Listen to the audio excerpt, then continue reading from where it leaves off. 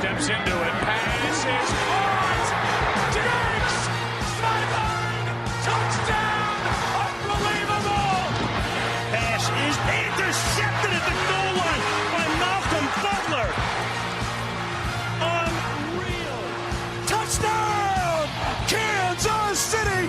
Damian Williams runs to immortality and will be remembered forever in the Chiefs' kingdom. Hello everybody and welcome in again to another Sunday night here on Casey Radio 97.7 FM for Talkin American Footy with me, Brent Sternberg, where we come together every Sunday night, every week to talk about all the goings on in the world of American football, NFL and college football, of course. It's an NFL season where we are going down the stretch. Can you believe we are into the final month of the season, the regular season, that is week 14, which kicks off tomorrow, or kicked off Friday, I should say, but continues tomorrow. For all the trials and tribulations and crazy stuff that we've had going on in this weird and wacky 2020 year and 2020 NFL season, we are a month away from the playoffs. It starts to get a bit colder over in the States and the games start to become closer and more meaningful as we, like I say, head down the stretch. Week 14 kicked off on Friday with a good win by the LA Rams over the Patriots, and the rest of the games tomorrow. We look forward to a good slate of games again, but as we normally do in the first segment, we're going to turn our attention back to week 13, which was a crazy week 13, particularly the early window of games. There was a lot of absolute corkers that went right down to the final few plays, and one game in particular that went down to the final play in very suspicious circumstances. We'll get to that in a little bit, but we go back to week 13, and we begin on Sunday or Monday morning, because of course we didn't have a Thursday night football game last week. So New Orleans and the Atlanta Falcons is the first game we'll look at. It was the Saints victorious in that one, in a close one, 21-16 winners over the Falcons. Taysom Hill connected on 2 touchdown passes in this one, which was his first touchdown throw, the first TD in that one since his days at BYU in college. So his first couple of passing touchdowns there as a starter for the Saints. The Falcons offense was held out of the end zone for the first 3 quarters. Great job there by the Saints defense, which is starting to come along, and the Saints with that win clinch a playoff berth, and they're looking like they're on their way to another NFC South title. 10-2 they move to, 21-16 winners over the hated Atlanta Falcons. Big rivalry there, of course. Another rivalry in the NFC North is the the Lions and the Bears last week, and it was Detroit who come from behind in that one, 34-30 winners over the Bears. Matthew Stafford passed for over 400 yards and led the Lions on that comeback victory in that one. Detroit, they wiped out a double-digit deficit in the fourth quarter. That's how much they were behind. And the Bears, that now is 6 straight losses in a season for the first time since 2002, which is crazy. This is a team that hasn't had a whole lot of success since the turn of the century. Just one Super Bowl appearance, of course, but it's the first time they've lost 6 straight games since 2002, and they went down in that one, a game that they should have won, really. They were cruising in the last quarter, 30-34. They went down to Detroit. Both teams now at 5-7. Indianapolis, they had another in-division game, a hard-fought win over the Houston Texans, 26-20. Phillip Rivers and co, they put up 24 points by halftime before being shut out in the second half by the Texans defense. The Texans, they were at the Colts' 2-yard line when Deshaun Watson couldn't handle a bad snap from Nick Martin, the center there in Houston, leading to a game-sealing Colts recovery. That was the downfall there for the Texans. Indianapolis, their victory, paired with the Titans' loss to the Browns, moves Indy back into first place, into a tie in the AFC South with 4 games to play. So buckle up. It's going to be a big month in the AFC South. The Miami Dolphins, they made, they were in a bit of a hard-fought one there as well over Cincinnati. They won 19-7. Tua Tagovailoa did end up starting in at quarterback for the Dolphins after all. He went 13 of 16 for 167 yards and a touchdown in the third quarter alone. So a pretty good game there for Tua and the Dolphins as they took control in the second half. The Miami defense, they handled that game. They piled up 6 sacks and 2 takeaways in that one against Cincinnati, who actually took a lead into halftime in that one, 7-6. but couldn't get the job done in the second half. Miami, it's their best start to a season since 2003. And that was a big win with Kansas City, a big game against the Chiefs coming up on the horizon tomorrow. So that will be a good one. Miami 19-7 winners there. Minnesota, it took overtime for them to beat Jacksonville, 27-24. They won in the end. The win slid the Vikings into the 7th and final NFC playoff spot for now. The Vikings started, of course, 1-5, and they've done really well to finally get themselves to 500. They're 6-6 after that win over Jacksonville. And the Jags, they've lost 4 of their past 5 games by 4 points or less. So they're playing in close games, Jacksonville, but not winning. The Raiders, this was that fateful game against the New York Jets. They somehow won this one. The Raiders, 31-28. Derek Carr dropped back and found Henry Ruggs alone for a 46-yard touchdown. The controversy was on that final play, though, with the Jets blitzing on that last defensive play, and subsequently the Jets sacked their defensive coordinator, Greg Williams. So that was a talking point all week. Another talking point was Darren Waller, the tight end. He had 200 receiving yards, which was the most by a tight end in Raiders history, and the Raiders got out of jail in that one. 3-point winners over the Jets, 31-28. The Browns and the Titans, they played a good one. It was looking like it was going to be a blowout after Baker Mayfield threw 4 touchdown passes, all of them in a flawless first half for the Browns. The Browns, they could have done a better job. They closed out halftime leading 38-7. And then, of course, the Titans got back into this game. The final score there was Cleveland 41, Tennessee 25. There's some serious issues with Tennessee's defense, isn't there? They can't seem to rush the passer or stop passing defenses. Cleveland, on the other hand, that's their 6th game of 30 or more points this season. That's the most since 1987. Cleveland get their 9th win of the season, 41-35 winners over the Titans. The LA Rams beat the Arizona Cardinals 38-28. Jared Goff, 351-yard, 2-touchdown, 0-turnover performance in a win over the Cardinals on Sunday that moved the Rams back into the first place, the first spot, I should say, on top of the NFC West. Arizona, if you take away that one Hail Mary play against Buffalo, the Cardinals would be riding a 5-game losing streak right now. As it is, they've lost 4 of their last 5. While the Rams, they now have 7 straight wins over the Cardinals. So they're looking at in a good position. The Rams are 8-4 with a nice win here over the Cardinals. The New York Giants, a bit of a stunner, a win over Seattle in Seattle, 17-12 winners, Big Blue.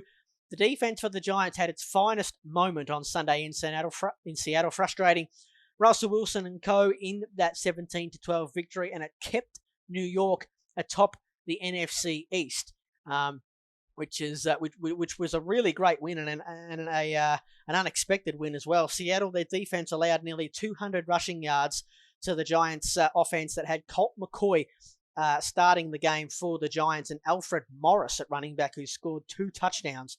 And the Giants now 4 straight wins for the first time since 2016. So they're in a little bit of a hot patch, the Giants. Green Bay, they made light work of Philadelphia, 30-16. Aaron Rodgers threw 3 touchdown passes, and he became the fastest ever player to 400 career TDs. Doug Peterson, he pulled the trigger on the move he never wanted to make. He replaced Carson Wentz with rookie Jalen Hurts in the second half. Hurts went 5 of 12 for 109 yards, a touchdown and an interception. Green Bay, 12-2 at home at Lambeau Field under Matt LaFleur, so they can't be beaten at home. Green Bay, they have a real fortress there at Lambeau Field. New England, absolutely in this next game, blew the doors off the LA Chargers, 45-0. New England, it was a special teams masterclass in that 45-0 shellacking. The Patriots have won 4 of 5 now to put themselves back on the radar for an AFC playoff spot. And the Chargers' 45-point loss was the largest in their history. So a really, really bad day for the Chargers. On Sunday Night Football, Kansas City, another close one, another good team struggling against an inferior opposition. The Chiefs 22-16 winners. Incompletion on what would have been a touchdown catch by Tyreek Hill in the second quarter was interesting. It was clearly a catch, and they didn't even review it. And they didn't get a chance, the Chiefs, to throw a challenge flag. So that one was lost to time. The Broncos defense delivered a gritty performance, holding the mighty Patrick Mahomes to a single touchdown pass and just 22 points at Arrowhead. KC, they are now 11-1 they're off to an 11-1 start, I should say, for the second time in franchise history, the first time since 2003. And then Monday Night Football, we had a couple of games. Buffalo, really good winners over San Francisco, 34-24. Josh Allen carved up Robert Saleh's defense, 375 yards. He powered up Josh Allen. Tremendous win that one for the Bills in San Francisco. Now they're 1-6 at State Farm Stadium since 2014, where they will, of course, play out the season because of the jurisdictions that have been put in place, I should say, by the Santa Clara County there, where they're not allowed to play at their home stadium. So they don't have a very good track record there, and they looked a bit flat in that one against the Bills. It was a 10-point loss. Buffalo, they moved to 9-3, and they look like they're on their way to another playoff berth and possibly even a division title. The other game there on Monday night was a boil over. Washington handed the Pittsburgh Steelers their first loss of the season. Washington, the football team, they beat the Steelers 23-17. They moved to 5-7 now. Washington are in the mix there for that NFC East division. The Steelers, they blew a 14-point lead in this one, and it was a loss at the Steelers. It felt like they had coming now for a few weeks, and they have a Week 14 matchup on Sunday Night Football tomorrow, of course, against Buffalo, which is going to be one of the biggest games of Week 14, which I'll look at in a short while. Montez Sweat and Chase Young, the two pass rushers for the football team, caused havoc all night, and that was Washington's first win in Pittsburgh since Week 12, 1991. So that was a big win for the Washington football team. And then on Tuesday Night Football, the Baltimore Ravens had a nice win over the Cowboys, a much-needed win as well. Baltimore, their 15th win by 14 or more points since last year, which is the most. They rushed for 294 yards. And what was a disappointing night for the Cowboys, who played tough for a half before they really did roll over in the end. So a win there for Baltimore. They moved to 7-5. That was a win they had to have. 34-17 winners over the Dallas Cowboys. The biggest winner from Week 13, it had to be Washington, didn't it? I mean, not too many people gave them a chance to go in and beat the Steelers, although I did say last week when I looked at that game that the Steelers should be on upset alert because they'd been really sloppy and they'd been letting themselves down in some key facets of their game. And that's exactly what they did, to be honest, on Monday Night Football last week. And Washington, they looked a lot cleaner. They looked like the team that had a little bit more rest going into that game. Antonio Gibson went out of that game early with an injury, and that didn't really seem to make too much of a difference. They were still far too good, and their defense was just unreal. So they're really starting to heat up as we go down the stretch. Washington, they look like the team that is in the box seat to win that division. And the biggest loser, I could have said the Steelers. That was, a pretty ordinary loss. They would have probably, coming into the season, circled that one as a win. But it's a tough league to just keep rattling off wins, and they were able to do it for 11 weeks, but not 12. So they get their first loss of the season. But the biggest loser I had was Seattle, losing at home to the New York Giants, a team that they are better than, and in a division where they just have to keep winning, Seattle, because this is a division that's just going to have a team probably win, 11 or 12 games, and they've got to try and keep pace, the Seahawks. So I thought that was a pretty poor loss for Seattle, and I certainly, I picked them last week, and I picked them with confidence, but that was a poor loss. So that was Week 13. Nobody on the bye last week. The bye weeks are over, and when we're going to take our first break, actually. And when we come back, we'll have a look at Week 14. When we return, I'm talking American footy with me, Brent Sternberg. You're listening to Casey Radio, 97.7 FM. Back soon.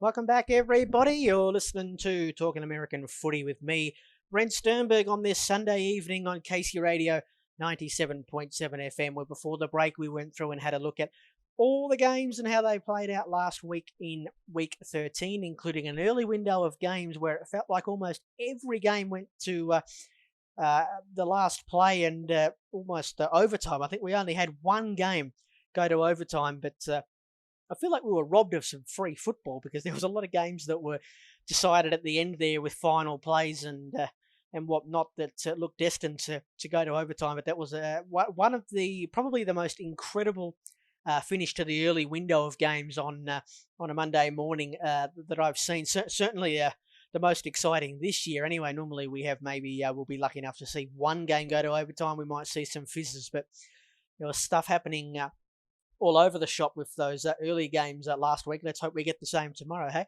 We'll turn our attention now to Week 14, which began on Thursday Night Football, all the way back on Friday morning, and it was the New England Patriots who were out in Los Angeles for the second game in a row. Of course, they played the Chargers there last Monday, and they absolutely annihilated the LA Chargers. Didn't go so well for them this time around against the LA Rams. The Rams were far too good in that one, 24-3. Of course, this was the matchup of the Super Bowl a couple of years ago, which a lot of people have probably forgotten about because it was a downright dreadful Super Bowl. The Super Bowl with, of course, the least amount of combined points in history. The Rams victorious in this one, 24-3. It was Cam Akers, the rookie running back out of Florida State, who was pretty good in this one. In fact, he was tremendous. 29 rushes for 171 yards, but no touchdowns.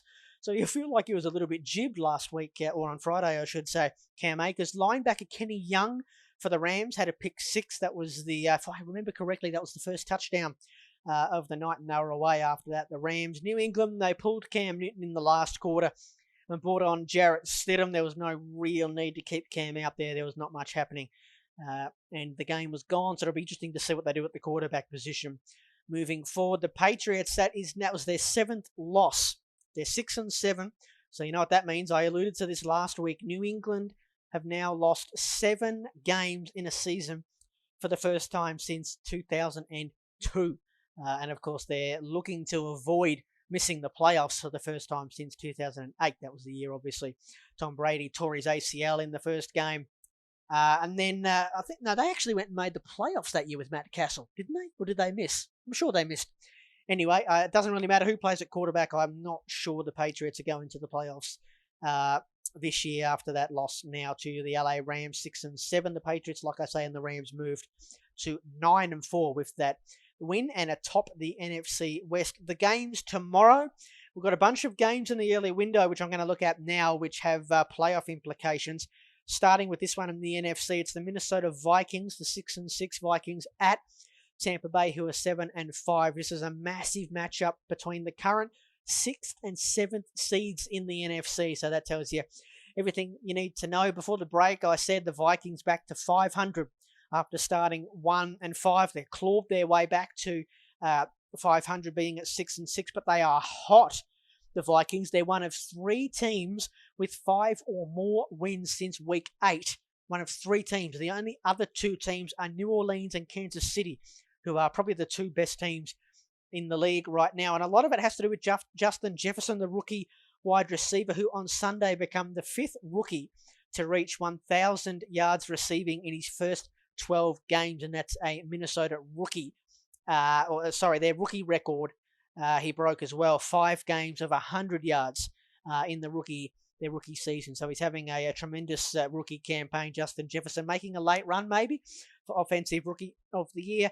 The Bucks, as far as they're concerned, their defense is allowing 74 rushing yards a game, which is the fewest.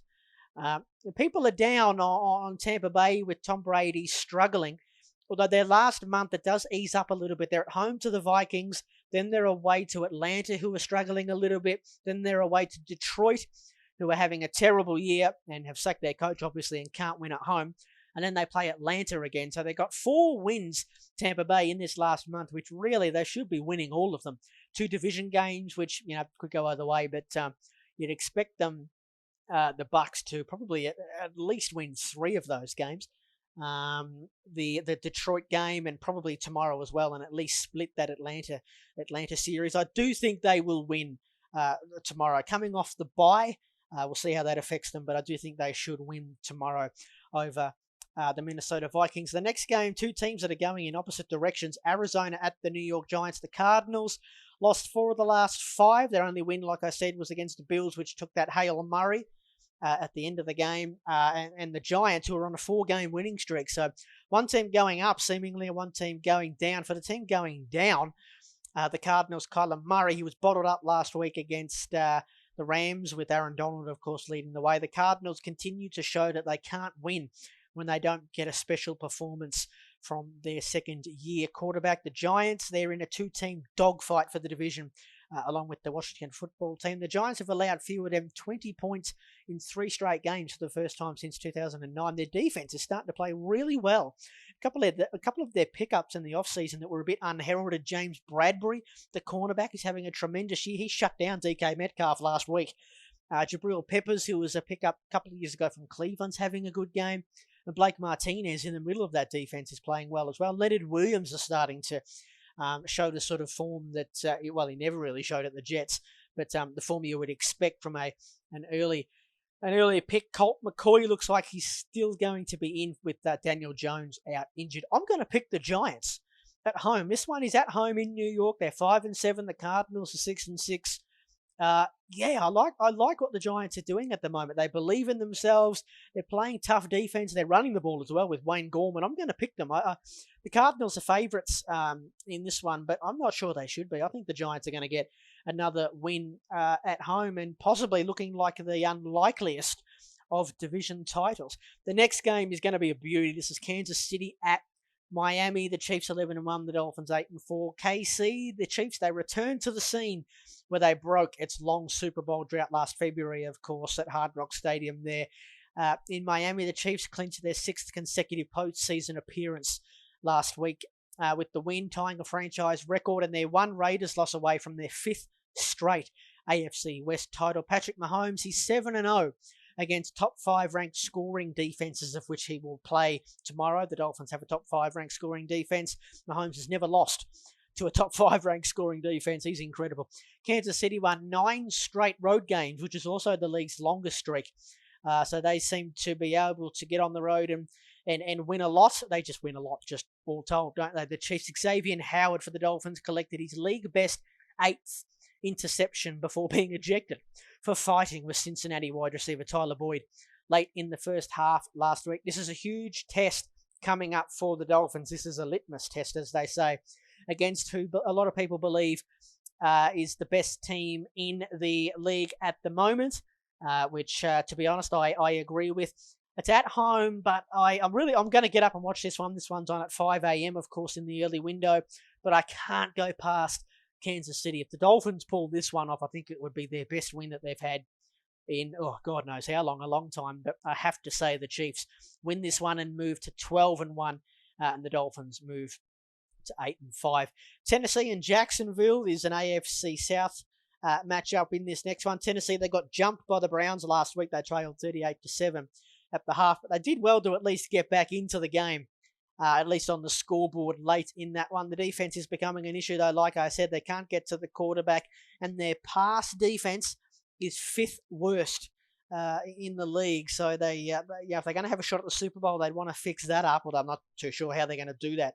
After moving on from the trade period and all of that. As for the Jags, they've lost 4 of their past 5 games by 4 points or less, the latest a 27-24 overtime defeat to the Vikings.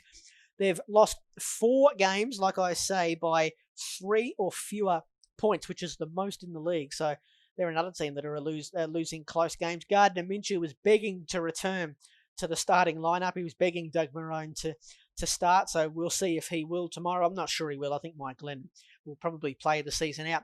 Tennessee have owned the Jags recently, 6-1 since 2017, and I think the Titans will win again. The next game, Dallas at Cincinnati. The Cowboys, they're allowing 32.8 points a game this season, which is the most in franchise history. They gave up 294 yards on the ground to the Ravens last week. Cincinnati, they actually led at halftime over the Giants last week, like I said, but they were badly outplayed in the second half, falling to 1-5 this season in games which they've actually been in front at halftime. They were an undisciplined mess in the game last week, and it's their 7th loss in the last 8 weeks. Andy Dalton will be playing against his old team, of course, and he becomes the first player to play against a team for whom he's their leading passing touchdowns thrower, I suppose, since Peyton Manning in 2013 when he was playing for Denver and played against the Colts. So there's an interesting a little stat Really tough game to call this one. I'm going to say the Cowboys on the road, but that's a flip of a coin between two bad teams. Houston and Chicago is the next one between two teams that aren't much better, to be frankly honest. This one's in Chicago, where the Bears, they were cruising with a 2-touchdown lead last week before they threw it all away. Against the Lions, they allowed Matt Stafford to pass for 400 yards. Chicago, they're averaging 24 or more points in 4 of the 5 games that Mitch Trubisky has started. This year, they're averaging less than 24 in all 7 that Nick Foles has played. In Houston, the Colts pounced on that fumble on a bad snap late in that one, which is a turnover inside the 10-yard line. That was a shocking way to lose that one. Houston, they looked like they were going to pinch you into. Sean Watson said, "This bleep hurts." He said, "I'm tired of losing, being so close over the years. It's tough. It's really tough." And it is for a guy who has had a terrific season for a bad team. Deshaun Watson, you got to feel for him. Houston have never lost to Chicago. They played them 4 times and beaten them 4 times, and I think they will win this one as well. Denver and Carolina is the next one. Denver are 5-1 against Carolina all time, including the playoffs and including a Super Bowl as well. Remember Super Bowl 50. Carolina, their safety Jeremy Chin last week was named Defensive Rookie of the Month for the 2nd consecutive month. He was a real find. In the 3rd round, I think, in the draft earlier this year, he's recorded, Jeremy Chin, 87 total tackles, an interception, 5 passes defensed, a forced fumble, and 2 fumble returns for touchdowns. So he's having a great season, and he's come into Defensive Rookie of the Year calculations, hasn't he? Jeremy Chin. Meanwhile, the Denver defense, they played tight against the Chiefs last week, but couldn't get the job done. Drew Lockey threw interceptions on Denver's first and last possessions of the night, and to be honest, in between those 2 picks, he didn't do too much. I think he's playing out his last few games as the Broncos started just quietly. Drew Lock. This one is in Carolina. Carolina, who are coming off the bye as well this week. Remember, they and the Bucks had the bye last week. I'm going to say Carolina. Interestingly, it looks like Christian McCaffrey will play. They haven't won a game this year, the Panthers, with Christian McCaffrey in the lineup. That's a bit of a strange one. People were saying he might be an MVP candidate coming into the year, Christian McCaffrey. Now they seem to not be able to win with him on the field. They haven't been winning a lot at all recently, the Panthers. So getting McCaffrey back, if not this week, then certainly in the next couple of weeks, is not going to hurt their cause. I do think they will win this one, and they'll move to 5-8 on the year. They are 4-8. The Broncos are also 4-8. I think they will fall to 4-9. Okay, that's it for the early slate of games. We'll take a little break, and when we come back, we'll have a look at the mid-afternoon games and Sunday and Monday night football as well when we return. I'm talking American footy with me, Brent Sternberg. You're listening to Casey Radio 97.7 FM. Back in a bit. Welcome back, everybody. You're listening to Talking American Footy with me, Brent Sternberg, on this Sunday night. Casey Radio 97.7 FM, where we went through before the break and had a look at all the early games in the 5 a.m. window in the NFL tomorrow, of which there are a couple of games which have a lot riding on them, particularly in the NFC. We've got Minnesota and Tampa Bay, the teams who are currently occupying the 6th and 7th seed at the moment. Kansas City and Miami, that's over in the AFC, of course, but I'm really looking forward to that one to see how Miami stack up against the best. And Arizona and the Giants is another big one as well. 2 teams that before the year, coming into the season, we probably didn't expect those 2 teams to be looking for a playoff spot or pushing for a playoff spot. But the Giants, with that division in flux, fairly and squarely in the thick of things, and the Arizona Cardinals have been a lot better than advertised, although, like I said before the break, I think they've lost 4 of their last 5 or something, and the only one they won was on that last play, the Hail Murray from Kyler Murray to DeAndre Hopkins. So if they want to get back on the winners list and get into the playoffs, Arizona, they need to win that game. They're on the road to the New York Giants tomorrow, and I have, of course, tipped the Giants to win that one. So that's going to be a really good game. And there's a couple of beauties in this mid-afternoon window as well, which will begin with the New York Jets at the Seattle Seahawks. This one is at 8:05. So Seattle at home hosting the other New York team after being defeated by the Giants last week. In a little bit of a shocker, they will now get their chance to hopefully right some wrongs and get another win on the board against the New York Jets, who on that fateful play last week, the New York Jets and defensive coordinator Greg Williams, Derek Carr, he stepped away from the pressure and floated a perfect 46-yard touchdown to Henry Ruggs, who had absolutely roasted the Jets cornerback there, Lamar Jackson, on that play. The interesting call on that one was obviously the fact that Greg Williams blitzed on that, on that play. And of course, we see those situations a lot in games, and you rarely see teams blitz, don't you? You see teams, they will play with, 5 or 6 guys in the backfield, and they'll be protecting the sidelines and of course the end zone. None of that for the New York Jets. So they blitzed. It didn't work. They lost the game. They played well enough to win that game. They should have won, really. Let's call it for what it is. They should have won that game. Greg Williams, the defensive coordinator, fired. How about this? The Jets, that loss last week equals their franchise record for losses in a row, consecutive losses with 12. So, of course, that means if they lose tomorrow to Seattle, they will have the record for most New York Jets losses in a row, the most losses on the bounce for a New York Jets team, which will be 13. Oh, lucky for some, unlucky in this case for the New York Jets.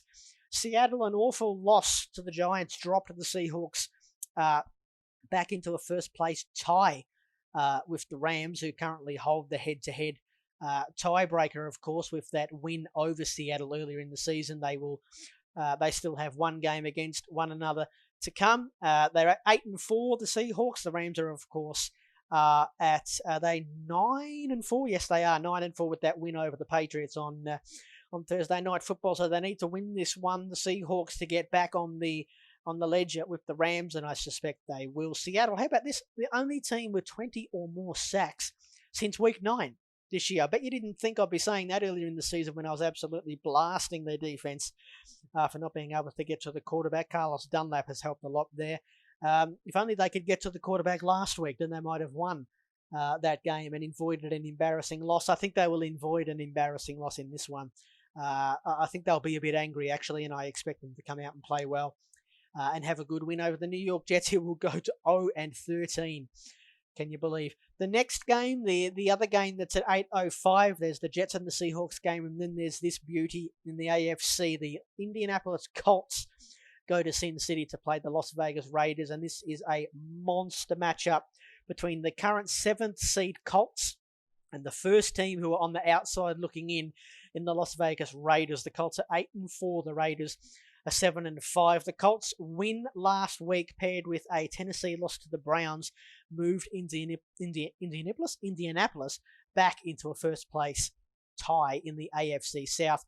With 4 games to play, they're a tough team to work out, the Colts, aren't they? They have that great defense, and their offense is great on some days and pretty ordinary on other days. The Raiders, meanwhile, they got a bit lucky last week, but they'll take it when they move to 7-5, and they're the only team actually in the league now with 3 wins against teams that are currently in the playoff picture. Of course, they had wins over New Orleans and Kansas City earlier in the season, and the win over Cleveland as well. The Raiders, 30 or more points they have scored in 4 of the last 5 games. This is a massive game between these two. I think this is the pick of the mid-afternoon games. It's another big matchup between 2 teams that they're probably not both going to get in.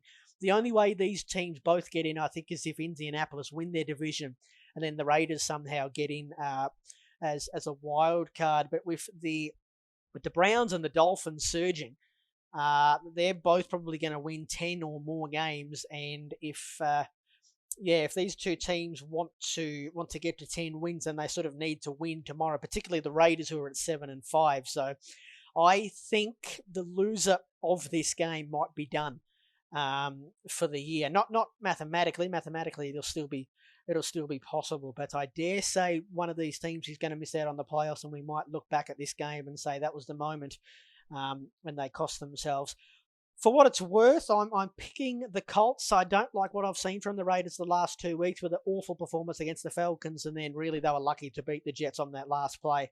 The Jets had some suspect play calling, and the Colts, I don't have a lot of faith in them either, to be honest, but I think they've been a little bit better than the Raiders, so I'll pick the Colts to get a win on the road and go to 9-4 and continue to put pressure on Tennessee, who currently sit on top of that division. At 8:25, the surging Washington football team are at San Francisco. They're not at San Francisco. They're playing San Francisco in Arizona. Of course, Ron Rivera's team, they wiped out a 14-point deficit on the road to the only undefeated team in the league up until that point. Montez Sweat and Chase Young were huge, as I said, before the break. And Alex Smith as well was terrific, despite suffering a massive gash to his leg. Did you see the footage on Monday night on that game? Alex Smith had blood pouring from his leg. I don't think it was the leg that he had all that the surgery on that he broke, but it was pretty awful nonetheless to see that and to see blood just rushing down his leg. San Francisco, they looked much the inferior team against Buffalo, playing in Arizona, where of course they will play again tomorrow and for the rest of the season. Their home games for as long as they remain alive. The Niners, they've allowed 326 yards per game this season, which is the 6th fewest. So their defense that has had a lot of injuries is still continuing to play well. Really all bar last week. They didn't play well last week, but I think you can give them a pass for how they've played all season up until that point. This is a tough one to pick. They're a tough team to pick against the Niners because they play teams tough. But Washington are playing really well. They're playing really, really good football at the moment. Washington, their front seven is playing so well. Antonio Gibson, who I think is right to suit up tomorrow. It'll be a big loss if he's not. And Alex Smith playing well as well, and they're getting good blocking up front. And we forget about Terry McLaurin as well. If he was at another team, Terry McLaurin, he would be in the conversation, I think, for one of the best sort of wide receivers in the league. Well, he is anyway, but he'd certainly be in the top sort of 5 discussion. I think he's a wonderful young receiver. I don't know who to pick. In this one, so I'm not going to pick anyone because no one really cares what I pick anyway. And my picks last week, if anything to go by, aren't going too well. So I'll let that one go through to the keeper. The next one is New Orleans at Philadelphia. The Saints, Tyrese Hill was pretty impressive on third down last week. He went 11 for 13 for 114 yards and a touchdown with 128.8 passer rating. But Drew Brees is ready to play again, and it looks like he's back tomorrow, which is good news for the Saints, who now own the league's longest winning streak of 9 games, with the Steelers going down last week. They've allowed fewer than 17 points in 5 straight games, New Orleans, which is the most for them, for their franchise, since 1991-92. And Philly, they have scored 17 points or less in 4 straight games, which is their longest streak since 2004. So the magic number in this game might be 17. If the Saints get to that margin, they will win. Or if the Eagles, I should say, get to that margin, it looks like they'll probably win based on that. Jalen Hurts will make his debut as an NFL starter tomorrow. Carson Wentz is going to the bench, which marks a stunning fall from grace for a guy who entered his 5th pro season this year as the team's number 1 locked and loaded franchise guy, and now he's on the bench with a month still to play. So time will tell if he comes back in, but they look better with Jalen Hurts last week. I think Carson Wentz is certainly done for this season, and we'll see what they do at the end of the year. This is in Philadelphia, this one, but I can't go past the Saints in this one. They're looking like a pretty strong team, particularly if Drew Brees is back, which looks like he will be. So they will go to 11-2, I think. The Saints. The next one is Atlanta at the LA Chargers. The Chargers, they missed a 46-yard field goal attempt last week. They surrendered a 70-yard punt return for a touchdown, and they allowed a blocked field goal try to be returned for a touchdown. And that was all in the first half last week. And the Patriots added a 61-yard punt return in the 4th quarter. Atlanta's offense, meanwhile, they were held out of the end zone last week for the first 3 quarters against the Saints, and they were stopped on downs with a chance to take the lead in the final minutes. The Atlanta kicker, Young Ho Koo, he scored 38 points in the last 3 weeks. The entire offense for the Falcons has scored 24 points. So their kicker leading their scoring is crazy. This is a matchup between Matt Ryan and Justin Herbert, who are both in the top 10 for quarterbacks in passing yards a game this season. I am picking Atlanta because I am never picking the Chargers ever again in the history of humans. I'm not picking them ever again. I picked them last week and they got shut out in an absolutely dreadful performance. So I'm picking the Atlanta Falcons, to go out to LA and SoFi Stadium and win that one. Green Bay at Detroit. Aaron Rodgers, he threw 3 touchdowns last week. Quickest guy ever to 400 career touchdowns. I said that before the break. Devontae Adams made a couple more trips to the end zone, and Aaron Jones put the game away with a lovely 77-yard score. Detroit, Matt Stafford, who passed for 400 yards, handed the game ball to interim head coach Darryl Bevel last week, who was victorious in his first outing, replacing, of course, Matt Patricia. Detroit, they have not defeated Green Bay with an interim head coach since week 14 of 1988. Wayne Fontas was the coach in that particular occasion.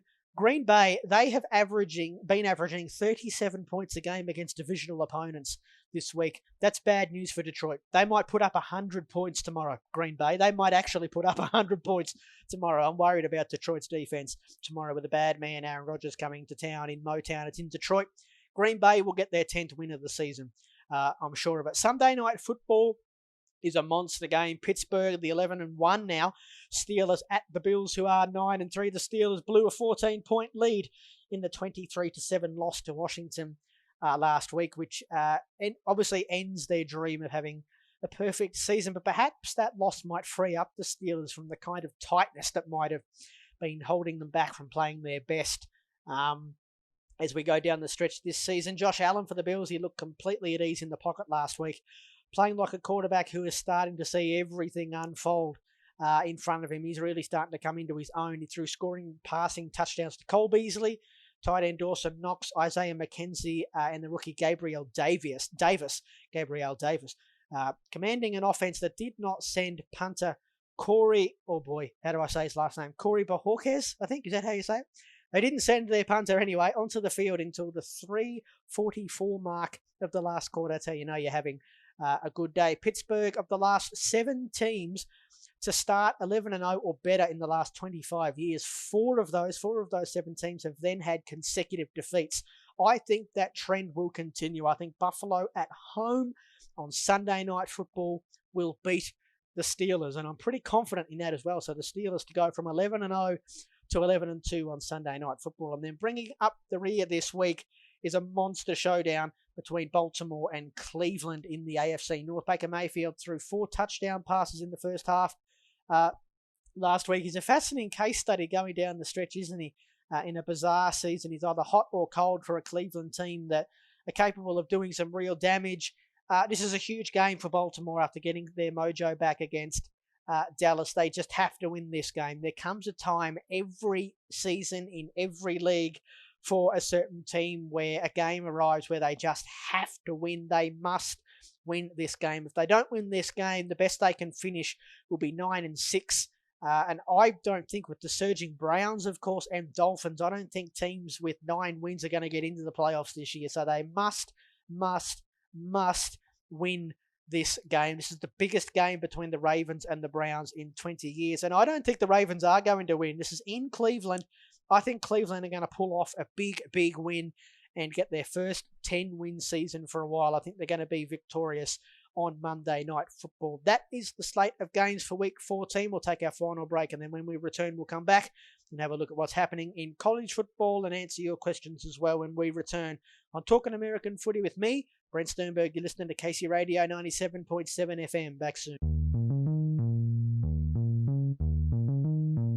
Welcome back, everybody. You're listening to Talkin' American Footy with me, Brent Sternberg, on this Sunday night on Casey Radio 97.7 FM, where before the break we've gone through and had a look at all the games coming up tomorrow and on Tuesday as well in the NFL in Week 14, of which there are some big games, including the most notably the primetime games, which probably the best pairing of primetime games that I think we've had all year, with the Steelers and the Bills on Sunday night. That will help shape the top of the AFC seedings, with the Steelers currently number 1 and Buffalo number 3, and then Baltimore and Cleveland on Monday night as well. Should be a beauty as well in the AFC North. We'll turn our attention to college football now and all the stuff that happened there today. There was some more games. There seems to be every week there's games postponed and cancelled, and that was this week was no different in college football. The biggest one that was cancelled was the matchup between Ohio State and Michigan. That wasn't postponed, that was cancelled. So those two teams are not going to play one another for the first time in over, I think, 100 years, which is a real shame, Ohio State and Michigan. So the Buckeyes have had another game cancelled. I think they've only played 5 games all up, while the Big Ten a bunch of the Big Ten teams continue to play. So it's a bit of a worry for the Buckeyes. In the Big 12, Oklahoma and West Virginia was cancelled. Purdue and Indiana was cancelled. Indiana ranked 12, of course. There was a game between two ranked teams. Cincinnati ranked 8 and Tulsa ranked 24. That game was cancelled as well. Texas and Kansas was cancelled, and there was a game in the SEC, Texas A&M and Ole Miss, which was not cancelled. That was postponed, so it'll be interesting to see how they go with that one. In the games that actually went ahead this morning or over today, this morning and over the weekend, Northwestern had a good win over Illinois, 28-10. They ranked 14, and they are into the conference championship game in that conference in the Big Ten. Georgia ranked 9. They beat Missouri 49-14. Alabama, the number 1 ranked team in the land, they made light work of Arkansas. They won 52-3. Utah upset Colorado. They beat Colorado 38-21. Utah are not ranked, but Colorado were ranked 21, although I dare say when the college football playoff rankings come out next week, they will no longer be ranked. The Colorado Buffaloes, I think they're called, Coastal Carolina. They had another win, 42-38 over Troy. They're ranked 13th, Coastal Carolina. Oklahoma State beat Baylor, a big win there for the Cowboys, who are ranked 22nd in the land, 42-3 winners over Baylor. Iowa had a big win over Wisconsin, 28-7. Not that long ago, Wisconsin were ranked in the top 10, and now they've fallen out of the rankings altogether. The University of North Carolina put up 62 points on Miami Hurricanes, 62-26. North Carolina ranked 17. The Hurricanes were ranked 10th.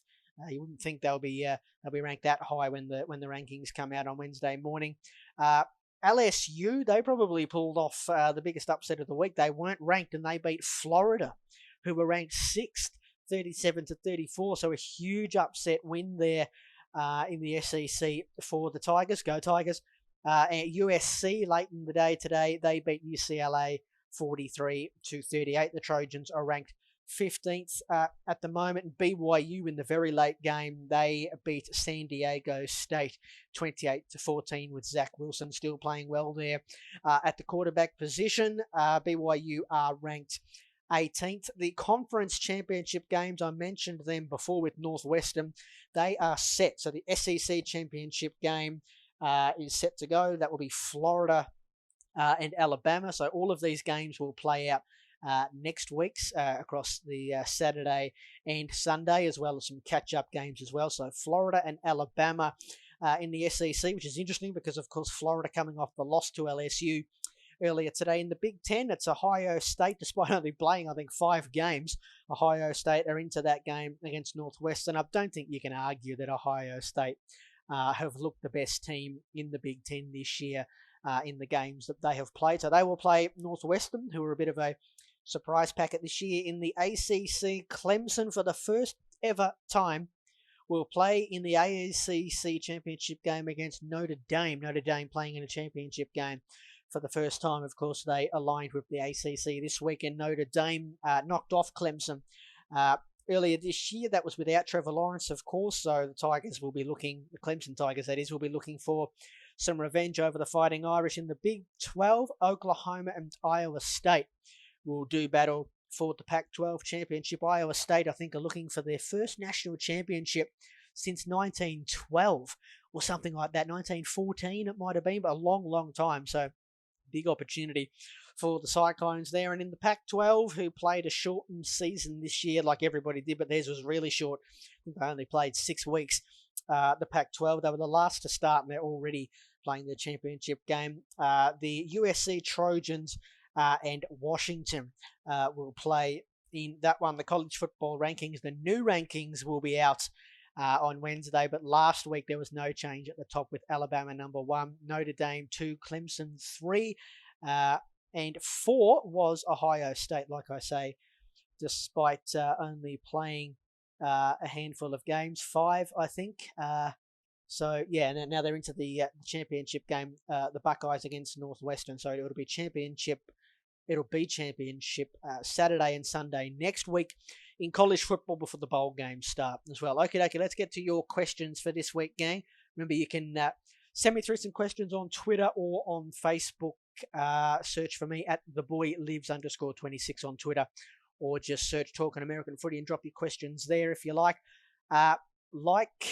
Terry did this week, and he asks me about Jeremy Chin, who we spoke about earlier in the year. Jeremy Chin, the rookie in Carolina. He says, is Jeremy Chin the front runner for Defensive Rookie of the Year? Well, it probably is. I had my awards, my mid-season awards earlier in the year, and I had Chase Young as the Defensive Player of the Year at that point in time. I mean, you have to say, Jeremy Chin, who has been the Defensive Rookie of the Month the last 2 months, that's pretty much got it all signed, sealed, and delivered, you would think. Like I said, he had another big game last week for the Panthers. They've actually found some really good, nice players on defense for the Panthers. Remember, they spent each and every draft pick on defense last year, or this year, in April, the first ever team to do so. They got Derek Brown in the middle of the defense, a big defensive tackle who's had a pretty good year. And in the second round, they took Yatua Gross-Matos from Penn State, who's shown flashes as well. And Brian Burns, who was a first-round pick last year out of Florida State, is really starting to show his potential as an elite pass rusher in this league. In terms of this year in the Defensive Rookie of the Year discussion, I think Jeremy Chin, the third-round pick, of course, he was their third pick to the Panthers in April. You'd have to say he is leading that discussion. Who else have you got? You've got Chase Young, who's having a pretty good year. You've got Jordan Fuller, another Ohio State player, the safety for the Rams, who's having a pretty good year. And then the cornerback at Chicago, whose name I can't remember his name. That's pretty poor of me, but he's having a pretty good season as well. And I can't recall if there's any other guys that have been exceptional too who I've overlooked. But it's probably between Chase Young and Jeremy Chin that award. This one now from Egan. He says, is Devontae Smith a Heisman contender? Devontae Smith, for those who have only sort of kept half an eye on college football this year, Devontae Smith is dominating, absolutely dominating. He's going to have the record for the most touchdown catches in Ohio State history by the time, in Alabama history by the time he's wrapped up his career there for the Crimson Tide. I think he broke that record 3 or 4 weeks ago, or equaled it 3 or 4 weeks ago. And since then, every week I turn on and have a look at what Alabama have done and what their offense has done and what Devontae Smith has done. And I think he had like 200 yards and a couple of touchdowns today as well against Arkansas. So he just keeps on keeping on. Is he a Heisman contender? You don't see wide receivers, or to be honest, you don't see anyone outside of the quarterback position win that award very often. The last non-quarterback to win was an Alabama player, of course, Derrick Henry, the running back. Is he a Heisman contender? I think the fact that Trevor Lawrence has missed a couple of games through testing positive to COVID, and Justin Fields has as well. Justin Fields has missed games just because the team hasn't played. I think that helps. There's no real running backs that are having great seasons. Travis Etienne has sort of slowed down a bit. I think there's a couple of the lesser quarterbacks that have had great years, like Mac Jones and like Kyle Trask at Florida, who's having a really good year as well, who are probably ahead of Devontae Smith. But I tell you what, he's going to be right up there, Devontae Smith. And I tell you what, I won't be surprised if on draft night Devontae Smith may have pushed himself into possibly being, in the eyes of some clubs, on level pegging with Jamar Chase, who of course has sat out this year for LSU. He's only a small guy, Devontae Smith. I think he is 6'1", but I think he's only like 170 pounds. So he's a slight sort of guy, but he's going to be a terrific wide receiver. Whether or not he's going to come into the league as a Heisman Trophy winner, I'm not sure, but wonderful player. And the final question this week from Rob: what are your thoughts on Greg Williams being fired from the New York Jets? I think we know what the New York Jets are doing here. It doesn't really matter that they fired Greg Williams this week. He was going to be fired anyway. So's Adam Gase. So will Joe Douglas, probably the GM. So will everybody else. I think they've probably covered their own backsides here to try and make it look like they're not tanking. I think, and Greg Williams does have a little bit of history here with being sort of over-aggressive in situations where he shouldn't be. Of course, he was involved with the Cleveland Browns when they were 0-16. So I think people inside that organisation won't actually be too disappointed that Greg Williams called that play that ended up costing the Jets the game, because their prerogative now, the Jets, is to win as fewer games as possible so that they don't cost themselves from getting Trevor Lawrence. But I think they couldn't stand by and let Greg Williams keep his job after that. So I think he's been a little bit of a scapegoat, Greg Williams. But I think the New York Jets know exactly what they're doing. Okay, that's your questions for this week, gang. Thank you very much. I'm about to head off quickly. The games tomorrow in the NFL, the early one on at 7, 5 a.m. is the Chiefs at the Dolphins. That'll be a beauty. And so too will the one on ESPN, the Bucks at the Minnesota Vikings. At 8 a.m. on 7, is the Packers at the Lions. And a really good one at the same time on ESPN, the Raiders at the Colts. And then the two beauties in prime time, Buffalo at the Steelers. On Sunday night on ESPN, that's tomorrow. Look forward to that one. And the Browns and the Ravens as well on Tuesday morning, or Tuesday 12 p.m. I should say, ESPN as well. Guys, don't forget, I've got my 3-quarter mark of the season power rankings, so get on there and have a look at them and enjoy the football tomorrow, enjoy the action, and I'll see you next Sunday night to talk about everything that happened in week 14 when we converge again on Sunday night from 10 p.m. next week for Talking American Footy with me, Brent Sternberg, on KC Radio 97.7 FM. See you next week, gang. Bye-bye.